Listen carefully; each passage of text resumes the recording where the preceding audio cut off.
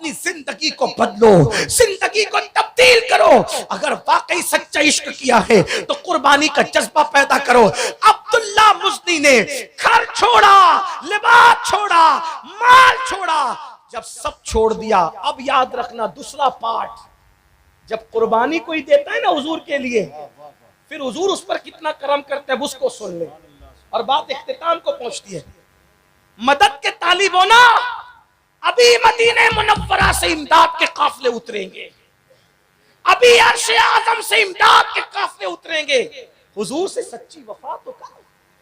तेरे मोबाइल के स्क्रीन पर हीरो हीरोइन की तस्वीर है और तू आशिक़ रसूल।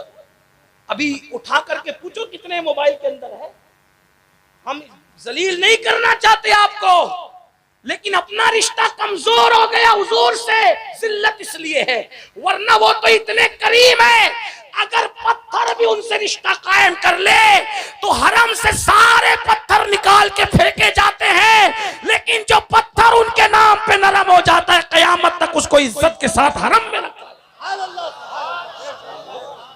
पत्थर भी वाबस्ता हो जाए तो इज्जत पा जाए। तुम तो इंसान हो, इंसान सच्ची वाबस्तगी कर लो, फिर देखो कैसा इनकलाब आता है। इकबाल ने इसीलिए तो कहा था, बुझी इश्क की आग अंधेर है, बुझी इश्क की आग अंधेर है, मुसलमान नहीं राख का ढेर है। आज राख के ढेर हो गए क्योंकि दिल में इश्क नहीं है, दिल सोच से खाली है, निगाह पाक नहीं है।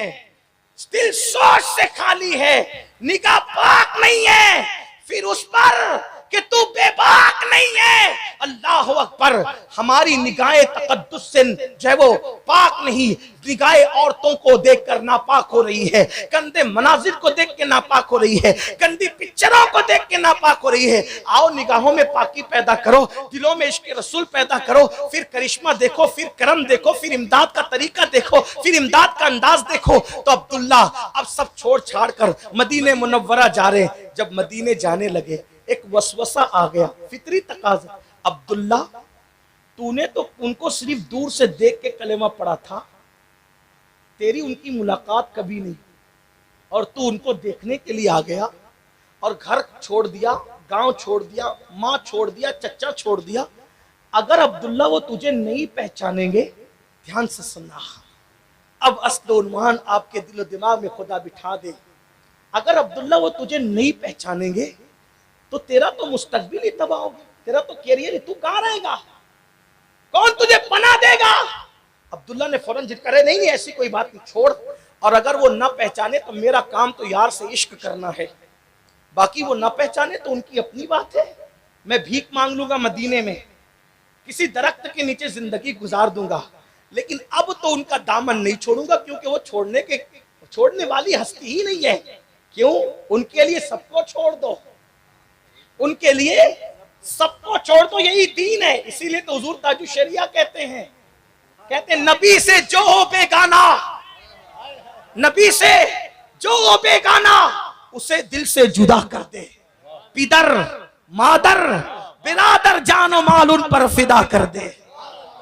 ये घर से नहीं कहा था अख्तर रजा ज़हरी ने, ताजुश शरिया ने ये बात अब्दुल्ला को देखकर कहा, असहाबे मुस्तफा को देखकर कहा था।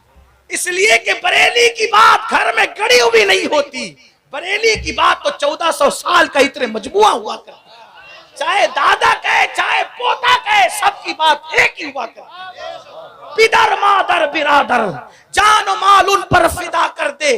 अब्दुल्ला ने झिड़क दिया, नहीं चले महबूब जो करे वो करे, मैंने तो बस फैसला कर लिया है।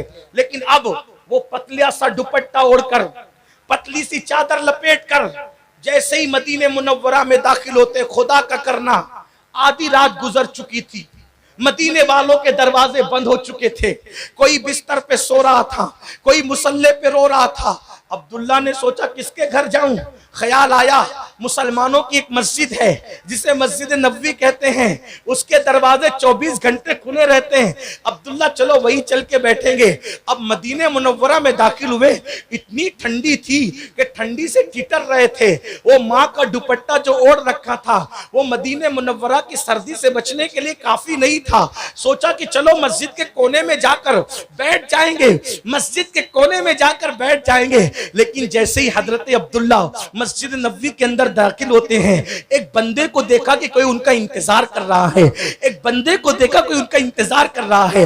अब्दुल्ला सोच रहे थे पहचानेंगे कि नहीं पहचानेंगे, लेकिन यहाँ कोई इंतजार कर रहा है। उस बंदे ने बढ़ करके सलाम किया और सलाम करके कहा, क्या तुम्हारा नाम अब्दुल्ला है? क्या तुम्हारा नाम अब्दुल्ला है? उस बंदे को अब्दुल्ला ने कहा, मैं तो पहली मर्तबा मस्जिद में आया, आपसे मेरी कभी मुलाकात नहीं, आप कौन हैं और आपको मेरा नाम बताया किसने? तो कहा कि मुझे बिलाल कहते हैं, मैं बिलाल रसूलुल्लाह का गुलाम हूं और हुजूर ही ने बताया।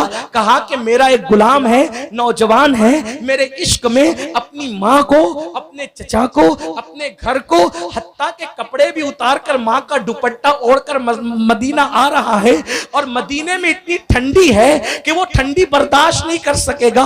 तो अब बिलाल तुम यहाँ रुको और ये मेरा कंबल वो आए तो उसको दे देना और उसको ये मेरा कंबल उड़ा देना।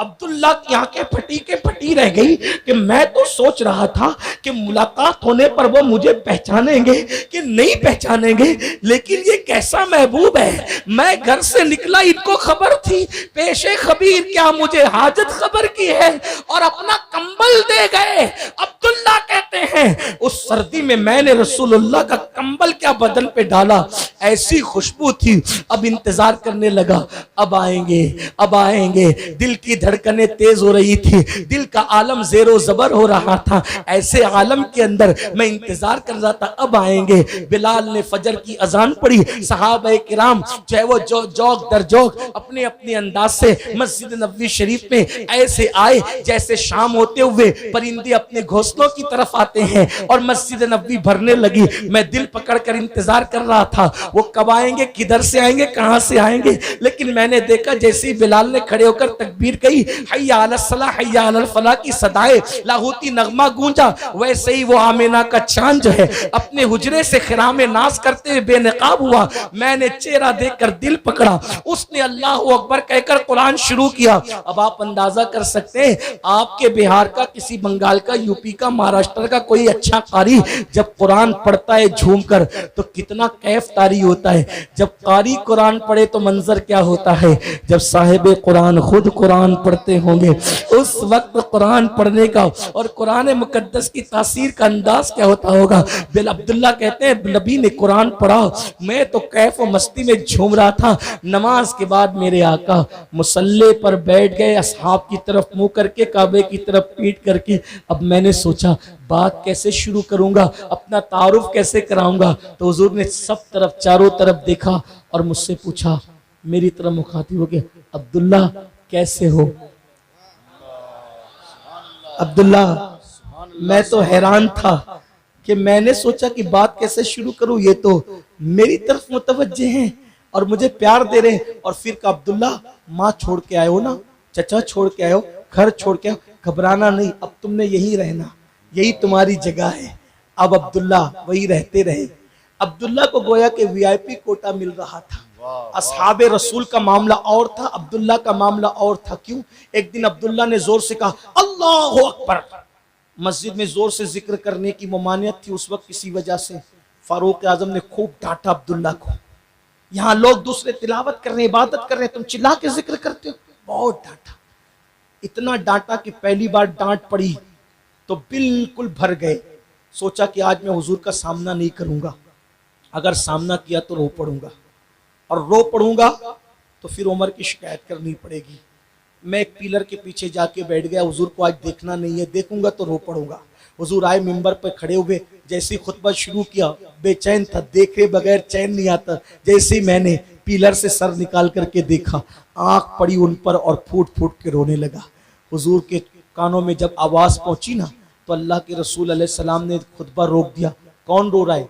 देखा। अब्दुल्ला कहते हैं मुझे बुला भी लेते तो मेरी मेराज थी, लेकिन मेरे आका हम पे इतने करीम थे कि खुद मिंबर से नीचे उतर के मेरे पास चल कर आए और अपने सीने से लगा करके पूछा, अब्दुल्ला क्यों रो रहे हो, रोने की वजह क्या है? मैंने कुछ बयान नहीं किया, बहुत रोने लगा, मेरी सिसकियां बन गई, हिचकियां निकलने लगी, रोता रहा। आखिर फारूक आजम ने आकर कहा, या रसूल अल्लाह, इसको मैंने डांटा है। क्यों डांटा? जोर से जिक्र कर रहा था इसलिए। आका ने फरमाया, उमर ये सब छोड़कर आया है मेरे इश्क में, ये कुछ भी करे इसको करने देना, इसको कभी डांटना नहीं।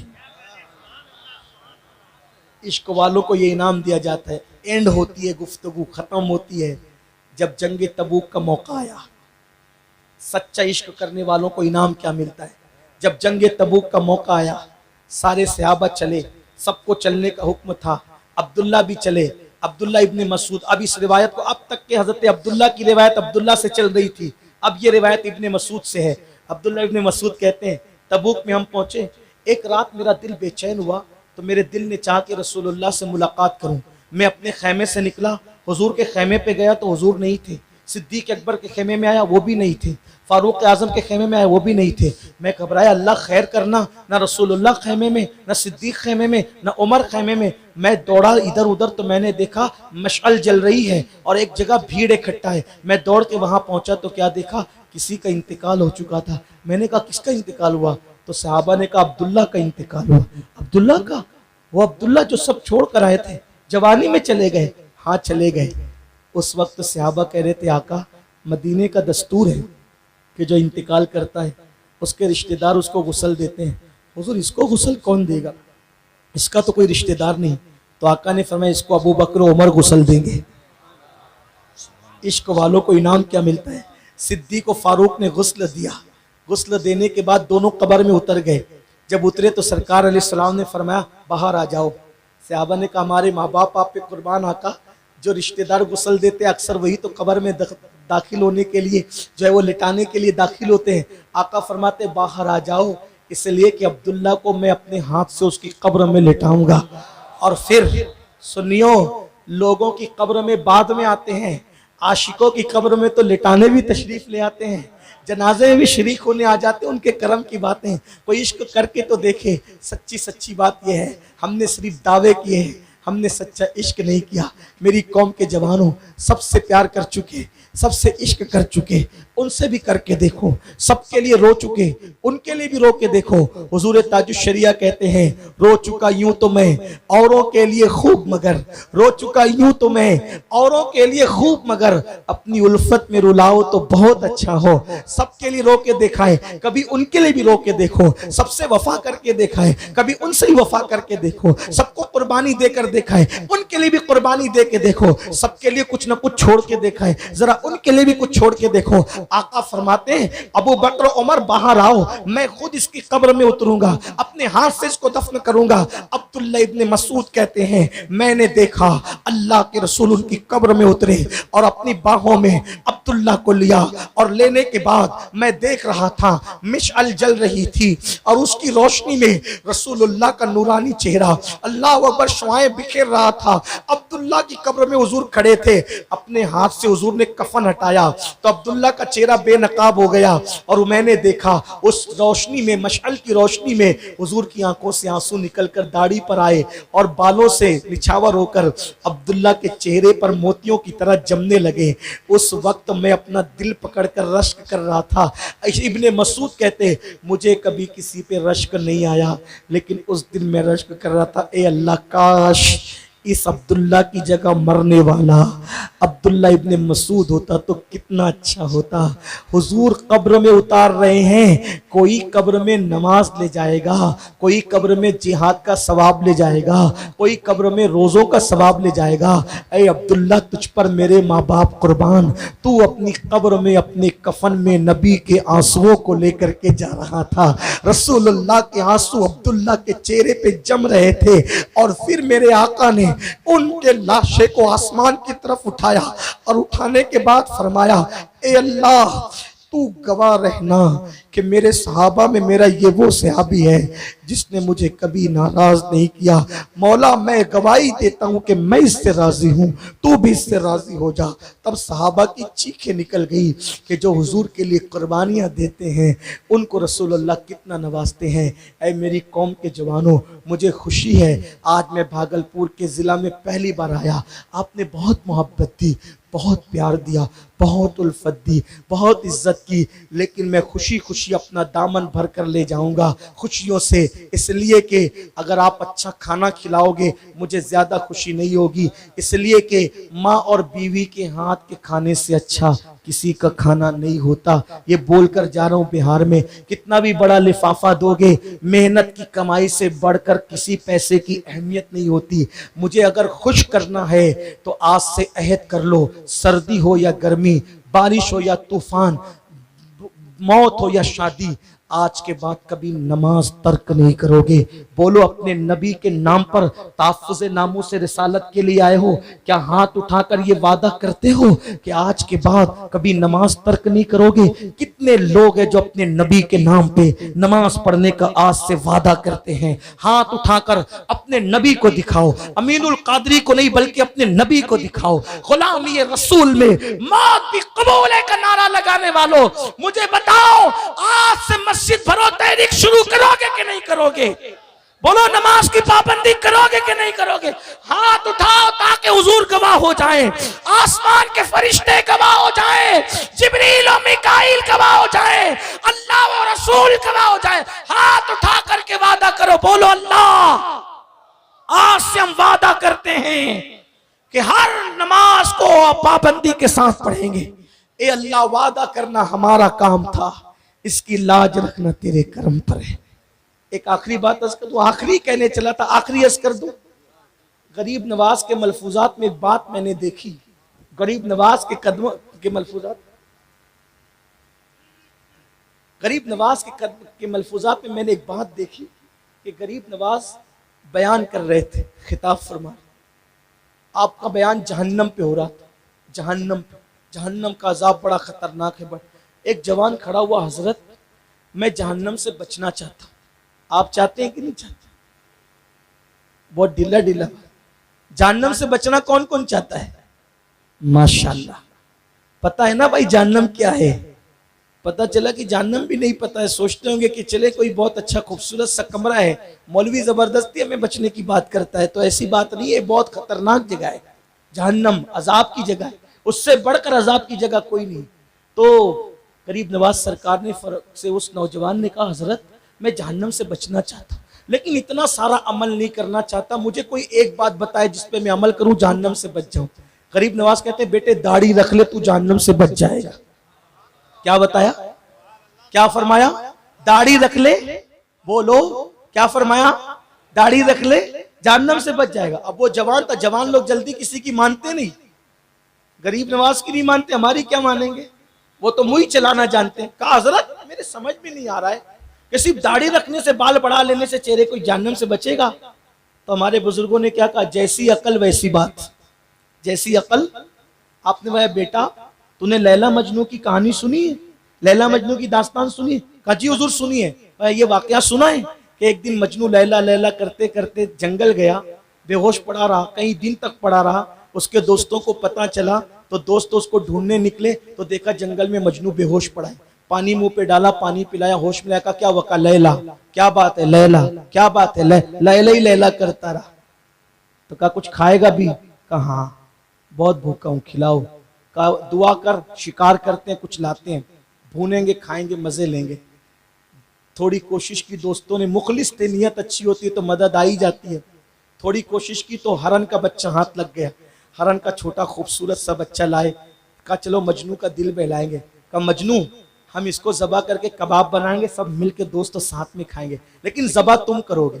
मजनू ने छुरी ली, हरन के बच्चे की गर्दन पे हाँ जैसे ही छुरी रखी, गरीब नवाज कहते हैं जैसे ही चलाना चाहता था, एक सर्द आह खींची, छुरी फेंकी, दोस्तों से हाथ जोड़ के कहा अगर मुझसे मोहब्बत करते हो तो इसको छोड़ दो। दोस्तों ने छोड़ दिया। ओ पागल, ओ मजनू, इतनी मेहनत से शिकार लाए थे, वास्ता दे के छुड़वा दिया, वजह क्या थी? मजनू ने कहा जितनी भूख मुझे लगी उससे ज्यादा तुम्हें तो नहीं लगी है, लेकिन मैंने क्यों छुड़ाया पता है? गरीब नवाज कहते हैं, मजनू कहता है जब मैंने छुरी उसकी गर्दन पे रखी तो उसकी आंखों पर मेरी नजर गई तो मुझे पता चला कि हरन की आंखें हूबहू मेरी लैला की आंखों की तरह है, इसकी आंखें मेरी लैला की आंखों की तरह है।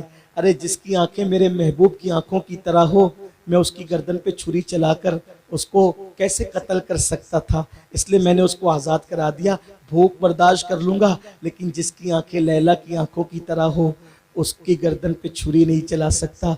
गरीब नवाज कहते हैं नादान लड़के, लैला मजनू की मोहब्बत की हकीकत क्या है? जितनी मोहब्बत अल्लाह ने अपने महबूब से किया, कौन किससे इतनी मोहब्बत कर सकता है? उन्हीं की मोहब्बत में तो पूरी कायनात बना दी। अरे नादान सुन, अगर तू दाढ़ी रखकर चेहरा नबी की तरह बना लेगा, नबी की सुन्नत से सजा लेगा, और कयामत के दिन तेरे गुनाहों की वजह से जब फरिश्ते तुझे घसीट कर जहन्नम में ले जाएंगे, तो खुदा की रहमत पुकार के कहेगी फरिश्तों, जिसका चेहरा मेरे महबूब के चेहरे की तरह सुन्नत की वजह से लग रहा हो, मैं उसको जहन्नम में कैसे जला दूं? ये कितना भी गुनहगार है, मगर इसका चेहरा तो महबूब के चेहरे की तरह है, तो तेरा चेहरा जहन्नम की आग से बचा लिया जाएगा। इसलिए अगर जहन्नम से बचना है तो अपने चेहरों पे दाढ़ियां सजा लो, ताकि गुस्ताखी रसूल को कड़ा जवाब दे सको। और अल्लामा मौसूफ के हुक्म के मुताबिक दो बातें और अर्ज कर दूं। हजरत का हुक्म है, आजकल लोग उम्मुल मोमिनीन सैयदा तैयबा ताहिरा सैयदा आयशा सिद्दीका सलामुल्लाह अलैहा के बारे में बड़ी बकवास करते हैं। हम कहते हैं आयशा को कौन जान सकता है? सैयदा आयशा मुफ्ती 4 मिल्लत हैं और उनकी शान बहुत बड़ी है। इतनी बात बता दूं कि आयशा सिद्दीका उम्मुल मोमिनीन की शान ये है, जब मुनाफिकीन ने आप पर इल्जाम लगाया, इल्जाम बड़ी बड़ी हस्तियों पे लगे, हजरत यूसुफ पे इल्जाम लगा तो एक नन्हे से बच्चे के जरिए से उनकी पाकिज़गी की गवाही दी गई। मरियम पे इल्जाम लगा तो उनके नन्हे शीरखार बच्चे के जरिए से उनकी पाकिज़गी की गवाही दी गई। लेकिन जब महबूबाए महबूब रब्बुल आलमीन सैयदा आयशा पर लोगों ने भौंकना शुरू किया, तो अल्लाह रब्बुल इज्जत ने खुद उनकी शान में कुरान की आयतें बयान फरमाई। और बरेली का ताजदार उसको यूं बयान करता है, शमा दिल मिशकात तन सीना जुजाजा नूर का, तेरी सूरत के लिए आया है सूरा नूर का। मेरी कौम के जवानों, अम्मा आयशा सिद्दीका वो खातून है कि जिसके बिस्तर पे कुरान नाजिल होता था। हम तो इश्क में कहते हैं कि बिस्तरे आयशा रश के तूर भी है और रश के अर्श भी है, इसलिए कि तूर पर मूसा जाते हैं और बिस्तरे आयशा पे जाने मूसा तशरीफ लाते हैं, और तूर पर तौरात आती है और बिस्तरे आयशा पर कुरान मुकद्दस नाजिल होता है, और अर्श पर नबी कभी कभी होते हैं और बिस्तरे आयशा पर हमेशा जलवागरी हुआ करती है। ये शान है बिस्तरे आयशा की। जिसके मुकद्दस बिस्तर की ये शान हो, उस हस्ती की अजमत का अंदाजा कौन कर सकता है? आका फरमाते आयशा की फजीलत तमाम औरतों पर ऐसी है जैसे सरीद की फजीलत तमाम खानों पर है। यानी जैसे सब खानों का सरदार जो है वो सरीद है, वैसे अम्मा आयशा को बीवी होने के एतबार से सब सारे शौहरों की औरतों पर अल्लाह ने फजीलत अता फरमाई है। उम्मुल मोमिनीन की शान बड़ी। बस इतना जाते जाते कह दूं, हुजूर से इश्क करो, इबादत करो, नमाजों की पाबंदी करो और जहालत की वादी से निकलो। अपने बच्चों को कुरान भी पढ़ाओ, आलिम भी बनाओ, कारी भी बनाओ, लेकिन IAS, IPS, doctor, teacher, engineer भी बनाओ। और अगर ये कहते हो हम गरीब है, हमारे पास पैसे नहीं है, 8 घंटे मेहनत करने की बजाय 16 घंटे मेहनत करना पड़े, 16 घंटे मेहनत करो। अपने बच्चों को जाहिल मत रखो। छोटी छोटी उम्र में अपने बच्चों को खेतों में मत लगा दो, छोटी उम्र में अपने बच्चों को काम से मत लगा दो, इसलिए कि तुम्हारे बच्चे बेमुंह की गाय की तरह है, जिस खूंटे से बांधना चाहोगे बांध दोगे। लेकिन आज तुमने अपने बच्चों पे जुल्म किया, कुदरत कब्र में तुम्हें कभी माफ नहीं करेगी।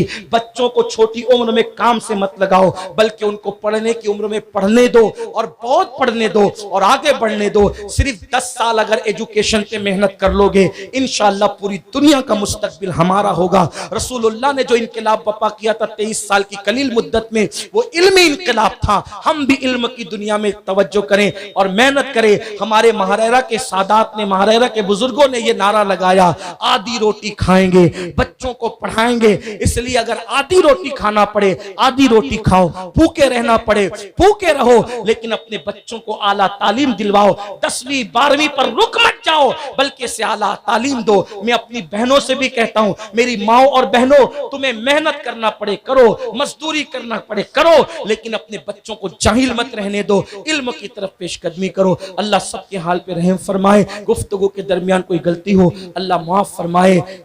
मैं डॉक्टर साहब के चंद मिसरों पर अपनी गुफ्तगू खत्म कर दूं, जो मेरी पूरी गुफ्तगू का खुलासा है। हो ना ये फूल तो बुलबुल का तरन्नुम भी ना हो, चमने दहर में कलियों का तबस्सुम भी ना हो ना साकी तो फिर मैं भी ना हो, खुम भी ना हो। खैमा अफलाक का इस्तादा इसी नाम से है, बज़्मे हस्ती तपिश आमादा इसी नाम से है। कुव्वत इश्क से हर पस्त को बाला कर दे, दहर में इसमें मोहम्मद से उजाला कर दे कि मोहम्मद से वफा तूने तो हम तेरे हैं। ये जहां चीज है क्या लौहो कलम तेरे हैं।